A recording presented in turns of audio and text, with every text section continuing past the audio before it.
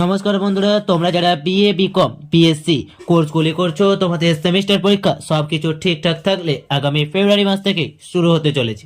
পরীক্ষা যত এগিয়ে আসছে, তোমাদের মনের মধ্যে একটি ভয় ততই ঘনিয়ে আসছে যে তোমরা তো অনেকেই কলেজ পাই যাওইনি, তোমাদের কলেজে প্রেজেন্ট পাই নেই, তোমরা কি পরীক্ষায় বসতে পারবে?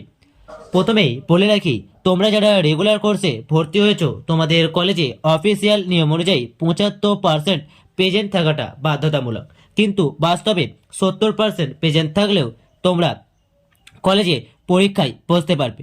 কিন্তু তোমরা যারা অনেকেই নানাবিধ কারণে কলেজে উপস্থিত থাকতে পারোনি বা কলেজে যেতে পারোনি, সেক্ষেত্রে তোমাদের যাদের প্রেজেন্ট 30% বা কারো কারো 50% আছে, বা এমনও কিছু স্টুডেন্ট রয়েছে যারা কোনোদিনই কলেজ যাওনি, শুধুমাত্র পরীক্ষা দিতে যাবে, তাহলে তোমাদের কি হবে?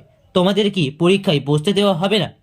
বন্ধুরা, এ টু জেড বিস্তারিত সবটাই জানাবো, কিন্তু তার আগে একটি ছোট্ট রিকোয়েস্ট, ভিডিওটি ভালো লাগলে অবশ্যই একটি লাইক, এবং তোমরা যদি আমাদের পরিবারে সদস্য না হয়ে থাকো, এই রকম গুরুত্বপূর্ণ তথ্য পেতে চাও, তাহলে অবশ্যই চ্যানেলটিকে সাবস্ক্রাইব করে দেবে।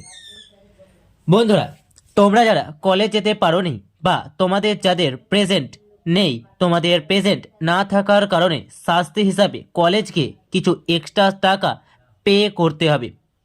এবার কলেজের নিয়ম অনুযায়ী কিন্তু এই টাকার অ্যামাউন্টে ফারাক আছে, আবার নিয়মেরও কিছু ফারাক আছে।